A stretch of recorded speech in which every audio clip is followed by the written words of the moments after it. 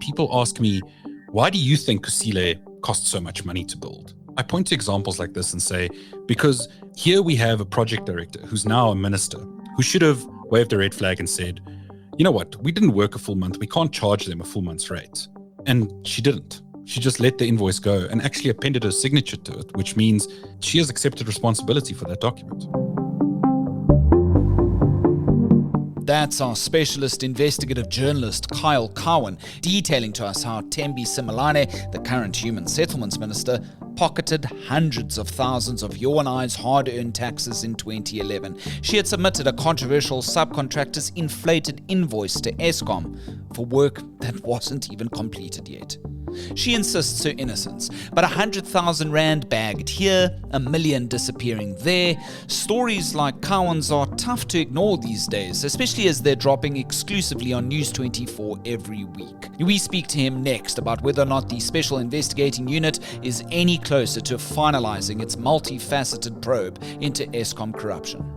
Later in the show, we keep our eyes peeled for any updates in the Government of National Unity's testy internal negotiations to pass a budget. And from her old Opel to her cute Bajaj, Helen Zille prefers to keep her rides budget-friendly. To stay tuned to The Lead for every edition, please hit the follow button on both Spotify and Apple Podcasts. My name's Graham Robenheimer. Let's chat all this and more right here on The Lead on News 24. Our News 24 investigations team can now exclusively reveal that our current Human Settlements Minister, Thembi Simelane, bagged a cool 700,000 rand from an Eskom contractor for an invoice she signed off on back in 2011. Now, Vitrovian, an ANC-linked company, scored more than 300 million rand from Eskom over the span of some 7 years, using inflated invoices for, staff that simply did not exist. Our specialist investigative journalist here, Cowan, joins us now from our Johannesburg studios to chat more about these revelations. Kyle, thanks so much for your time. How are you doing today? Thank you, Graham. No, thank you for inviting me. And we continue to live in hope in South Africa. Absolutely. Explain some of the background regarding the minister, right? Your piece that has just come out on this Monday morning, exclusively on the News 24 front page, reads, Thembi Simelane paid 700,000 rand by Eskom contractor that inflated costs billed for ghost workers. Now, that piece gives some crucial context as to the allegedly dodgy deals that Simelane's been close to in the past. Let's just build that picture to begin with. And I understand that the VBS saga is not far here. Yeah, so let's take it a step back. Thembi Simelane, a lot of people may not have actually have heard of her. She is obviously an ANC politician who has sort of risen up through the ranks of the party. Now, very importantly, in 2014, she sort of popped out of nowhere almost to become the mayor of Polokwane after the former mayor there, Freddie Griever, had some issues that led to his resignation. And that's a position that she actually held up until 2022. So she was quite, 8 years is quite long for a mayor of any city these days to serve with politics the way that they are and have been. And she then gets, in 2022, she then gets elevated to cabinet. She becomes a deputy minister. And then in 2024, she became the justice minister. And, as part of our work as investigative reporters, people in positions of power automatically attract our attention. And we sort of look at everyone in cabinet and we have a bit of a dig around and talk to people and try and figure out who they are, especially someone like Thembi, who we might not know so well as someone, for example, like Gwede Mantashe or the president himself. Lots written about them and so on. And what we figured out, so I was working with Polly van Wyk from Daily Maverick, obviously, on this story.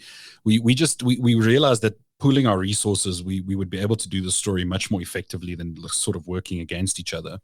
And we embarked on this process in sort of middle of last year. And then by August, we published our first story, which, to simplify it by quite a lot, what happened is Thembi Simelane was mayor of Polokwane. Polokwane municipality is one of the 12 or 14 or so municipalities that invested in VBS Mutual Bank before the bank collapsed. Now, Polokwane invested 349 million rand in 5 transactions. It got all of that money back plus some interest. What was happening quietly in the background is these middlemen who had approached these municipalities, and in this case, Ralio Mrazwinane, who owned Gundo Wealth Solutions, they would be paid a kickback by the bank. The bank would say, here's some money, well done, good job, for getting this investment in, because obviously, money for the bank. We later figured out that all the money was being stolen, but anyway. And while this was going on, so the kickbacks paid to Razwanane, his company Gundo had opened a VBS bank account. And the kickbacks for the first 2 Polokwane investments were paid directly into that bank account. And from that same VBS bank account, paid out to this company called Recovert, which was actually the owner of this coffee shop. Thembi Simelane, obviously then the beneficiary of, this sort of dodgy VBS kickback money. And she told us, at the time we approached her last year, she told us, no, it was a loan. Everything was above board. There's no conflict of interest, and so on and so forth. But the crucial point here is that Razwanane, he's on trial together with all of these other former VBS bank executives. And the charges against him relate specifically to those 2 payments from VBS for the Polokwane. Okay. So that's sort of where, and the charge sheet sort of says, there are other individuals involved in this that are known to us, and so on and so forth. So when we figured out that, okay, this is the Justice Minister implicated directly in something that the NPA is seized with. I mean, the VBS cases are absolutely massive. The length and breadth of these investigations spreads multiple municipalities, hundreds of individuals, thousands upon millions of pages of documents. So Polokwane is but one little avenue of that. And when we realized, the Justice Minister is at the top of this pyramid. Which, just to remind our listeners, Kyle's obviously was Simelane at the time, just to remind our listeners. Correct, yes.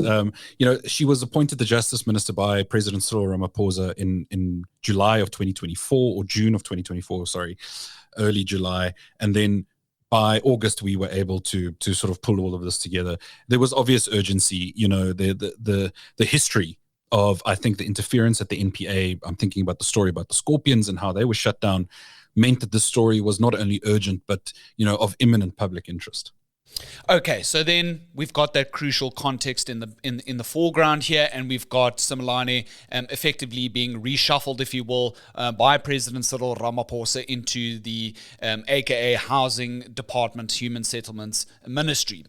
Now, let's detail Vitrovian, right? It's ultimately run, as we understand it, by an ANC-linked husband and wife duo, the Mtswenis. And this Eskom contractor, it didn't go through the normal, usual public procurement processes that many contractors are supposed to. They ultimately become part of what's called a variation order on a major contract that's led by the Kusile Civil Works joint venture, which essentially runs a lot of the construction around the Kusile power plant in Mpumalanga. So I think let's start there. Vitrovian ultimately comes on board not through a ventilated process that the public can see in terms of normal tender processes here, but they're actually just subcontracted here, ultimately, right? Correct. We've written a lot about corruption at Kusile Power Station.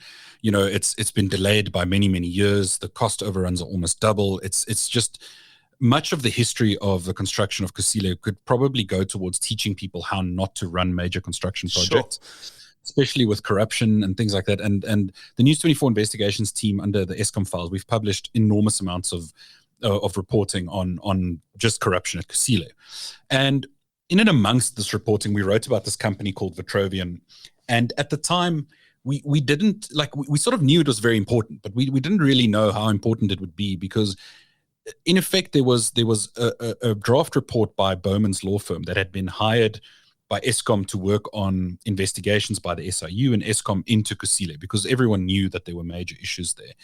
And in this draft report, we found the mention of this 338 million rand that was paid to Vitrovian, and we were sort of, checking that out. And we did actually publish a story back in 2021 to say, still under investigation, it's this ANC-linked company. Now, Malindi Mtsweni and her husband Simon, they're involved in all sorts of other things at Kusile that for present, for this conversation, I don't think we have to get into. But this specific contract, Vitrovian, they sort of started this company right around the time that this contract came around. And the forensic reports sort of point to, there were these major riots in April and May of 2011 at the Kusile worksite. And they called the Roshcon riots because an Eskom subsidiary, Roshcon construction company, the local community were upset about the makeup of the employers, of the laborers employed by Roshcon. They were saying there are not enough local people, they're people from outside and so on. And then all of these riots started. Now, it's actually quite interesting. Malindi Mtsweni sat on something called the Kusile Stakeholders Management Working Group, which was chaired by Abraham Masangu, who at that time was actually the project director of the entire, sort of Kusile project. And this committee, this working group, they are the people who first stood up and said that they're unhappy about Roshcon. Next thing, we have all of these riots breaking out. I think something like 5 million rand in damages was caused to some of the plant and some of the buildings. Some buildings were set on fire. I remember that. Yeah, I remember that as well. It was quite hectic. And then after that, the ANC Youth League sort of visits Kusile management and says to them, well, look, guys, you're obviously having a problem with the community here. We know people who, through their ANC work, they're very well integrated into the community. We would like to have 2 community liaison officers appointed. We'll help you deal with this problem. That person then becomes Malindi Mtsweni. She had been a ward councillor in Emalahleni, which was back then it was known as Witbank. She had also served in regional ANC structures. So she was the regional secretary for the ANC Youth League just before this. So she's sort of very well known as an operator in the area. Now, very important, Thembi Simelane is from Bethel in Mpumalanga, which is very, very close, about an hour's drive away. So she sort of said to me, Simelane sort of said to us that, no, she only met Mtsweni when she was offered this job, that there was no pre-existing relationship. But if they were moving in ANC Youth League circles together at any point in time, it seems very conceivable that they would have met one another in that context well prior to 2011. And then by 2011, because of the riots, ultimately what the Bowman's law firm has now uncovered is that the riots were essentially, as per your reporting, used as a pretext of sorts to appoint these contractors like Vitrovian. What does Vitrovian allegedly offer here in its services? It's essentially community liaison officers. Now, to my mind, a lot of the public won't know what a CLO essentially is. They're essentially people on the ground who would go and speak to particular communities around a particular hot site, if you will, where there's a lot of action in relation to government, and they're supposed to go and smooth the waters there, find out a little bit more, speak to people on the ground, and then basically compile a report via Vitrovian and then take that to Eskom to say, this is what's happening around Kusile. That's ultimately the service in a nutshell, right, that Vitrovian was meant to offer here. Yet, here comes the minister in. She leaves her job at Anglo-American, and essentially she signs off on this invoice, as you've now revealed, Kyle. And what does that invoice show us? So there's quite a lot involved in CLO. So just to take it a step back to that, what they would also do is if there were job applications for general laborers or semi-skilled laborers, they would then go and do address verification and make sure that this person actually lives within the radius of the project, etc., to be able to qualify, so-called, for the local community. Now, remember, this is a power station. The construction's very, the type of work being done is very specific. It's very specialized. So there's a lot of debate to be had around this. Now, Vitrovian was now hired to do that sort of aspect of it, but also crucially to serve as a forewarning system. So they were supposed to bring intelligence back from the community. If the community were around the power station was starting to feel upset or being left out of the job opportunities, etc., they were supposed to come back to Eskom and warn them and say to them, well, look, we think this is going to happen, and that sort of thing. So that's very important context. And the minister's invoice now. So she comes on in those very first weeks. She signs off on this invoice, which News 24 is now essentially detailed. That invoice essentially shows the money trail linked to her within those first few weeks, right? Yeah. So Vitrovian then gets this contract after these riots sort of get quelled and everything sort of calms down. Vitrovian is brought in, and Thembi Simelane is then the first project manager. So they get a contract to cover 4 areas: Delmas, Bronkhorstspruit, Ogies/Paula, which is an area quite close to them, and Emalahleni. And they then get told, you will have a CLO and a deputy CLO in each of these areas, and we will have a project director that manages the entire project. Thembi Simelane is the first project director. She's responsible for compiling all of the reports, getting everything all together, controlling the team, etc. Now, she told us that she had no detailed knowledge of the finances and the contractual relationship between Vitrovian and the KCW joint venture. But her signature on this invoice sort of belies that, because as the project director, anyone who can think logically about this, if you are a project director, of course you are going to know what your team is doing and when. That is sort of your responsibility, is to manage these resources. The other side of this argument is she signs this 1.3 million rand invoice at a time when there wasn't actually official Eskom approval for this contract to have happened.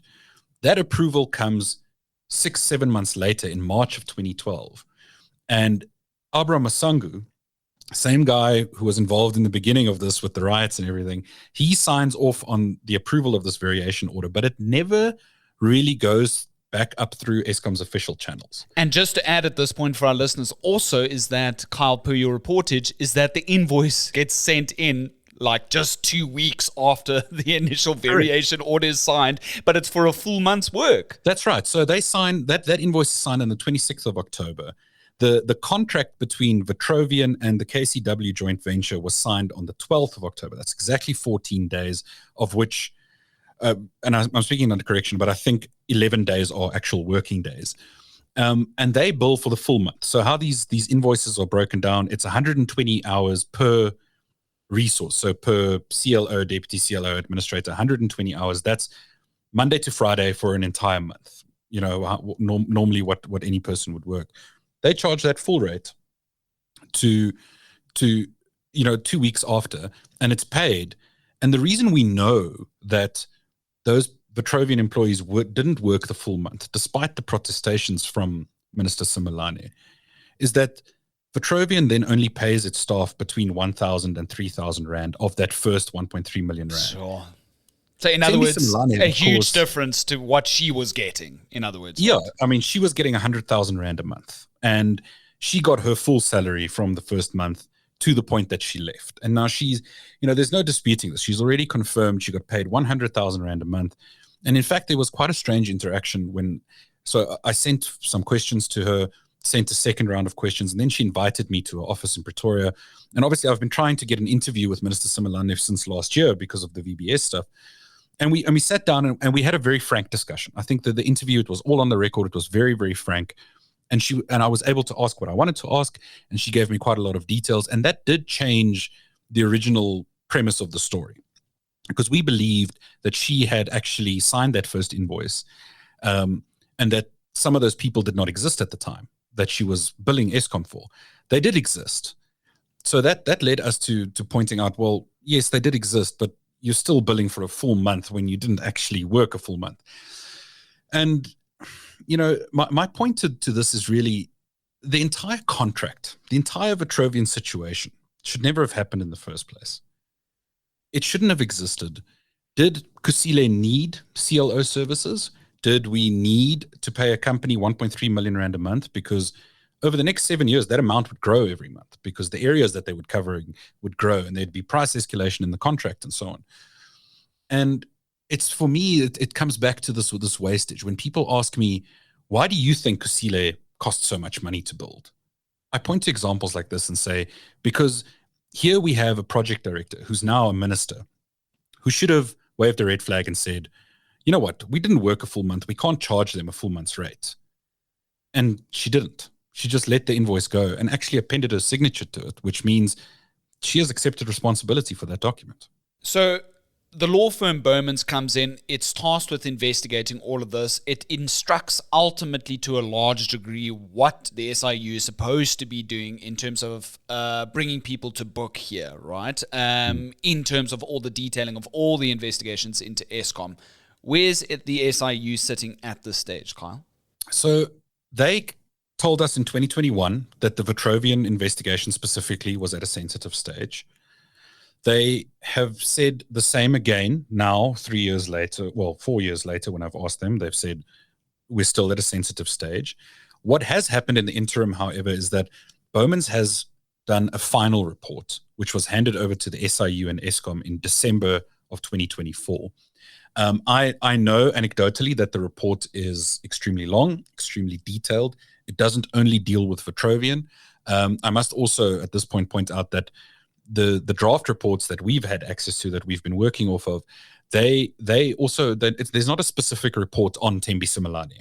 There is an Vitrovian report or section in this report, and by seeing her name involved, we sort of put two and two together and sort of followed the trail down there. So the Bowman's report doesn't target her as a specific project director at all or anything like that. It's more focused on the contracting and if there's a possibility for money to be recovered. I must say, in the SIU's defense, yes, it's been a long time, but they have been doing enormous amounts of work, particularly around Kusile and Eskom more generally. And my understanding is, and even though the SIU will probably get quite angry if you say this, resources are a problem.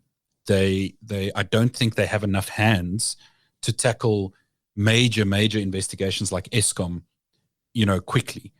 And bearing in mind, they're not just doing Eskom, they're doing a whole bunch of state-owned entities all at the same time. So I understand that the SIU is thinly stretched. So there is a level of sympathy for why things aren't moving faster. You got some responses, as you say, as per the visitor office from Minister Simelane. Perhaps you weren't completely satiated what you uncovered there. Any response from Vitrovian's bosses, the Mtswenis? Any word from them? Absolutely nothing. I first sent questions, about 2 or 3 weeks ago, and I actually phoned Lindiwe Mtsweni and I said to her, listen, I've sent questions, will you be able to respond to them? And she said, well, she's not sure. She's going to have her attorney check it and then get back to me. Nothing, no feedback. But interestingly, Minister Simelane did tell me that she spoke to Simon Mtsweni before our meeting, when I'd sent questions. And I think she was pretty clear that was just to jog her memory on some things. So I think that there is a level of the Mtsweni's version will correlate with Minister Simelane's version to some extent, particularly on the first 6 to 7 months of the contract. Out of all of this, I find the funniest out of all of it is that ultimately, once Vitrovian is brought on board as the subcontractor, if you will, the riots in 2011 essentially dissipate. What does that say to you? So there's two possible explanations here. The first explanation, which is the more cynical one, I think, is so that information came from the attorney for the Kusile Civil Works joint venture, which was made up of some of the biggest construction companies in the country. Now, you'll remember earlier I mentioned a figure of 338 million rand. Only 302 million of that actually found its way to Vitrovian. 36 million odd was kept by the joint venture, which comprises Stefanity Stocks, WBHO. It used to comprise Basil Reed and Group 5 as well, but those companies went into business rescue, etc. And they kept that money for management fees. They say it's all perfectly legal as per their contract. I don't know. I'm not an attorney, but I'd very much like for that statement to be put to the test legally. And then, so there's a justification element. Cynically, from my side, there's a justification. Okay, the rioting stopped. Everything worked much smoother because we paid this company an enormous amount of money to do this. The second, far more likely explanation, which I think is probably closest to the truth, is that the Roshcon riots were instigated as part of a broader strategy and a broader fight between Abraham Masangu and his acolytes and his friends at Kusile, who were trying to muscle in on how the project was controlled, how procurement was controlled. At that stage, it was controlled by the resident engineer, which was Black and Veatch, who was sort of very critical of certain appointments. They didn't want certain procurement decisions to be made. And the Roshcon riots were not only used as a pretext to appoint Vitrovian. There was a whole lot of other companies appointed through variation orders, through some really strange sort of things. A whole lot of claims were approved as well, and corruption linked to those claims from contractors, which Abraham Masangu and Frans Lakudi and others, I'm thinking particularly of Tony Trindade of Tubular, they're all on trial for this. So in my mind, what happened is riots were instigated. And the way that this was done was probably through the ANC influence in the community. And they instigated all of these riots, drew the people in, sort of messed up Kusile worksite once or twice. And then they were able to claim that we've quelled all these tensions because you're hiring more people locally, which is sort of true. But at the same time, I think that the reality is that Vitrovian-linked people just stopped instigating the violence and stopped instigating the protests.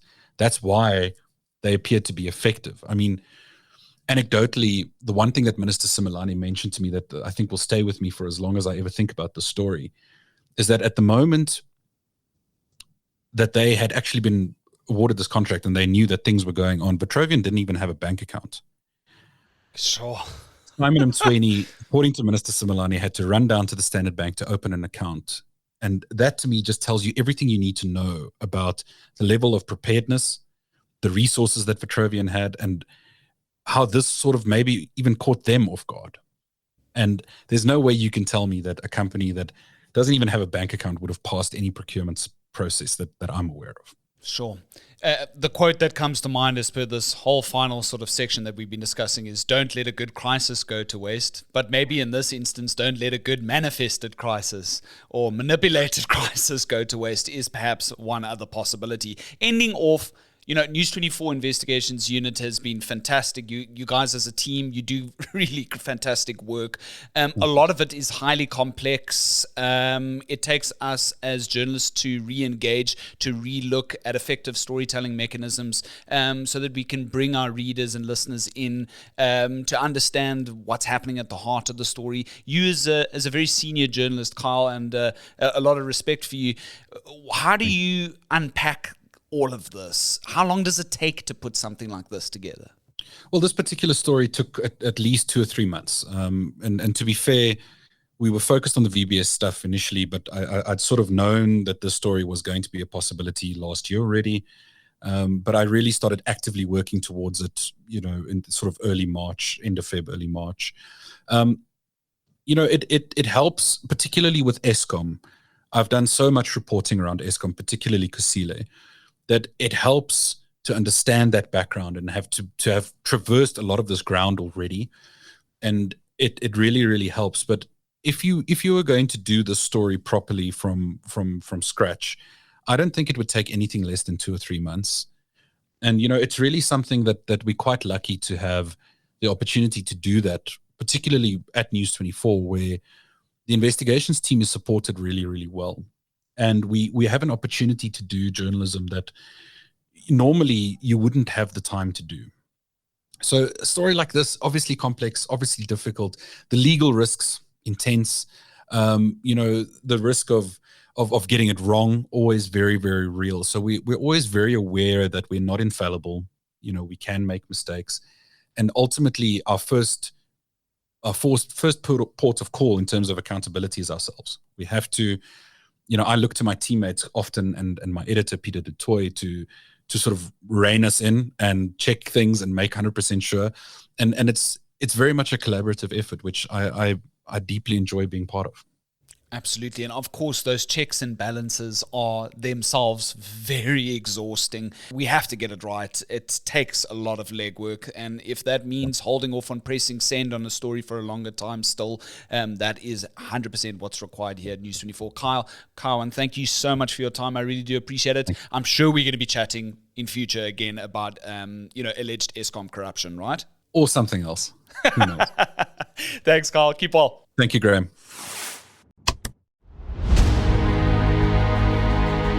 To our trending topic now, and perhaps by the time you hear the story, a deal may have been struck. But it's critical to share now that amid fears the government of national unity was close to collapsing over the weekend, internal negotiations between the ANC and DA to chart a way forward regarding the disputed national budget have been slightly more positive leading into this week. The DA's been dead set against any VAT increases and even threatened to pull out of the GNU on Friday. But News 24 since revealed that the ANC's been more keen to accept some of the DA's suggested proposals, including major reviews on spending and the devolution of rail, among other factors, bringing the pair closer to a deal outlining the future of our economy whilst simultaneously staving off a possible ANC-EFF agreement. Well, the rand has rallied off the news as Parliament prepares to debate the fiscal framework in the coming days.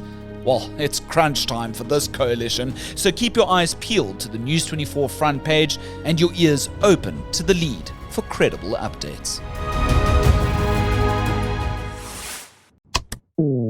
And And finally, you won't catch her in a luxury SUV. Instead, former Western Cape Premier Helen Zille's always preferred a budget car.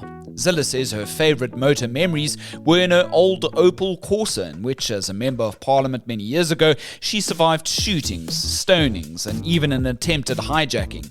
These days, though, the DA Federal Council chair has two vehicles in the driveway of her family home. That's a Toyota Yaris and a rather strange yellow bread bin of sorts called the Bajaj Qute. That's cute with a Q. Zille calls that slightly odd car Die Brommer, because it's just so loud. If you ever wondered, its top speed, just 70 kilometers an hour. Very slow. Her first set of wheels, though, was a light green Volkswagen, which cost her father 1,000 rand back in the day. Still a lot of money then. But for more on Zille's driving style, check out News 24's My Wheels feature by our motoring extraordinaire Janine van der Post, whose podcast Driving with J9 releases a fresh edition every 2 weeks.